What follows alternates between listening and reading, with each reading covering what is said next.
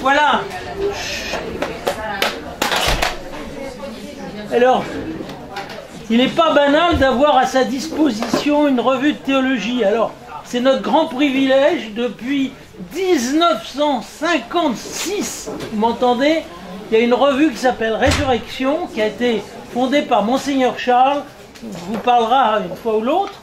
Et puis ensuite, j'en ai assuré la direction. Et puis maintenant, c'est d'autres qui s'en occupent. Mais enfin, il y a un numéro qui vient de sortir sur l'éternité du monde. Et je vous le recommande parce qu'aujourd'hui, c'est une vraie question. On voit que beaucoup de gens qui refusent la foi chrétienne se croient obligés de penser que le monde, il a toujours existé comme il est, quoi, en gros. Or, il semblerait que la physique moderne ne va pas trop dans ce sens-là. Alors, on voit des tentatives pour essayer de sauver l'éternité du monde, alors qu'il n'y a vraiment pas de raison. Donc, là, je crois que pour exposer la foi aux gens, c'est quand même très important de les mettre non pas devant la science et ce qu'elle est, et tout le monde peut y accéder, mais là au moins une réflexion sur ce que nous croyons du monde, c'est-à-dire le fait que c'est une créature de Dieu qui a commencé un jour et qui sans doute se prolongera autant que Dieu voudra, mais enfin qui n'est pas nécessaire. Donc voilà, l'éternité du monde, le débat pour la somme modique de 11 euros. Attendez, je ne sais pas lire, 12 euros, je pense, ça doit être ça. Donc je vais quand même vérifier parce que je ne suis pas très doué. Oui, 11 euros. Vous voyez, c'est vraiment donné. Et pour vous, on pourra même descendre à 10 euros parce que vous êtes gentil. Mais j'en ai pas, je sais pas si j'en aurais pas pour tout le monde. Hein, alors. Vous se dépêchez. Bon, allez, ceci dit, on va commencer la synthèse. Donc, moi, je serais heureux d'avoir les conclusions des groupes et puis les points qui resteraient en débat. Tu n'aurais pas un stylo bille surtout. Tu n'aurais pas un stylo bille à me passer. Ah, voilà, le groupe, allez, on va commencer par lequel?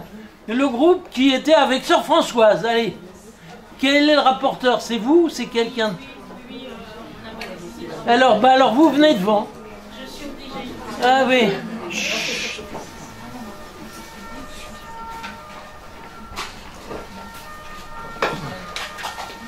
Alors, on a parlé de la règle d'or, Matthieu 7, 12.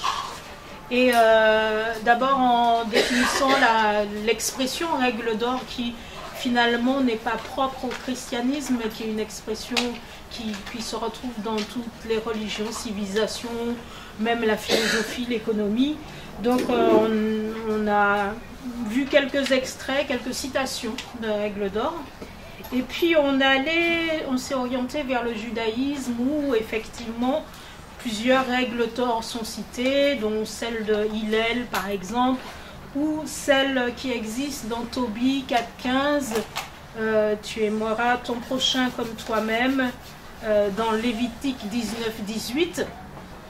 Donc en regardant ces règles d'or, alors juste avant d'aller sur le judaïsme, on a quand même noté que les règles d'or qui étaient citées étaient souvent formulées de manière négative et dans une formulation négative, et l'idée c'était de faire entrer dans une sagesse, un savoir-vivre, mais qu'elle ne couvrait pas quand même toute une vie, tout un principe de vie.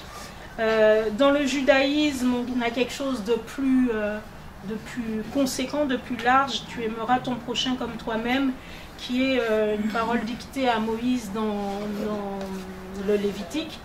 Et on a quand même fait une petite parenthèse en se rendant compte que Jésus, en Saint Jean, il reprend cette phrase en disant, juste avant de se séparer de ses disciples, en disant, je vous annonce un commandement nouveau. Et puis il dit, tu aimeras ton prochain, alors non, il dit exactement, je vous donne un commandement nouveau, aimez-vous les uns les autres. Il rajoute, comme je vous ai aimé, vous aussi aimez-vous les uns les autres. Donc, j'ai fait cette petite parenthèse pour bien montrer que Jésus, là, il s'appuie sur la... Alors, parenthèse, ce passage ne fait pas partie de Matthieu, puisque c'est Saint Jean 13, 34.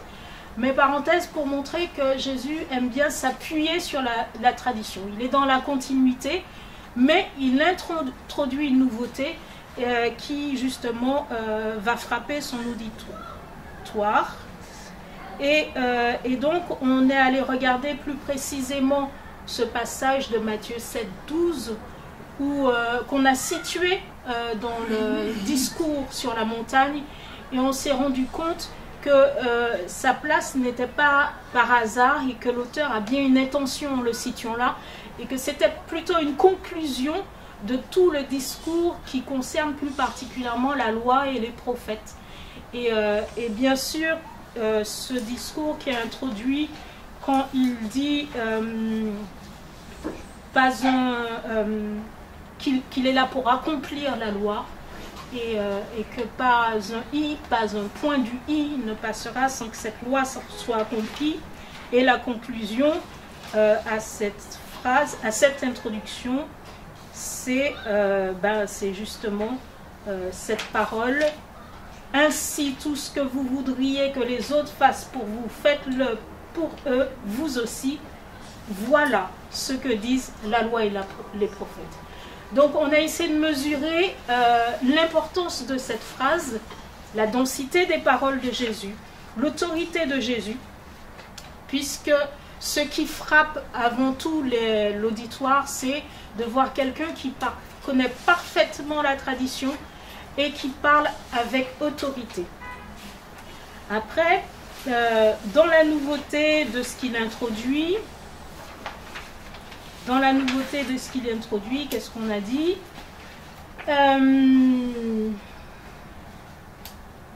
Excusez-moi. Ah oui, c'est sur la formulation positive qui change tout. Parce que Jésus ne dit pas « ne faites pas aux autres ce que vous ne voulez pas qu'on vous fasse ». Il dit « ce que vous voulez qu'on vous fasse à vous, faites-le aux autres ». Ce qui introduit une responsabilité vis-à-vis des autres, ce qui introduit un engagement qui est dicté par l'amour du prochain. J'ai rajouté implicitement l'amour de soi. Forcément, si on ne s'aime pas, c'est compliqué. Mais voilà. Et en continuant à analyser cette phrase, on se rend compte que la phrase n'est pas placée seulement comme ça. Elle est placée en commençant par « ainsi ». Donc ce qui nous rattache au précédent. Donc on a fait le lien avec les versets précédents. On s'est rendu compte que dans les versets précédents, Jésus nous indiquait une justice supérieure, à celle des pharisiens par exemple. Il indiquait aussi cette confiance dans la prière, demandez, vous recevrez. Tout cela nous montrait qu'en fait, Jésus fait le lien avec une attitude parfaite. Et cette attitude parfaite, celui qui peut la faire, c'est Jésus lui-même, c'est Dieu. Et derrière, en donnant ce commandement, parce qu'il s'agit bien d'un commandement, faites. Il ne s'agit pas, vous pouvez faire, etc. Faites, on a bien vu qu'on était dans le cadre d'un commandement et pas d'un conseil de vie. Faites, dans la suite, il dit, vous aussi. C'est-à-dire que ce fait, il est un impératif qui nous est donné, mais à la suite de Jésus. Donc, tout ça, voilà, on a mis en évidence tous les aspects qui montraient l'exigence de ce commandement. Et on s'est dit aussi, quand les disciples sont un peu déconcertés par une telle exigence de Jésus et qui disent, qui est-ce qui pourrait être sauvé, Seigneur?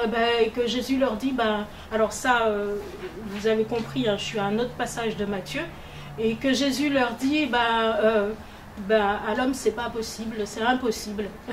Dieu seul, pour lui seul, c'est possible. Alors on se dit, bon, il est sympa, Jésus, il nous demande de faire des choses parfaites, il veut qu'on les fasse parfaites, et puis il a l'impératif, mais comment les faire? Et du coup, on a compris que finalement, ce commandement que Jésus aimait, il l'aimait, c'est un peu le commandement de l'amour, c'est-à-dire le commandement de celui qui aime et qui fait le premier.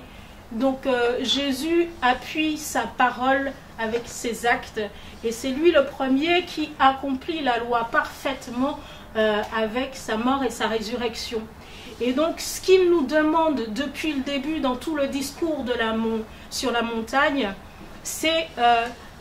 il nous invite à rentrer dans le royaume en étant des fils, parce qu'à chaque fois, il parle du Père, votre Père, plusieurs références au Père, je ne vais pas faire les citations, mais vous regarderez. Et du coup, ce qu'il a envie, c'est qu'on rentre dans cette filiation, comme lui-même, il est rentré dans cette filiation. C'est-à-dire que lui, il s'est comporté en fils.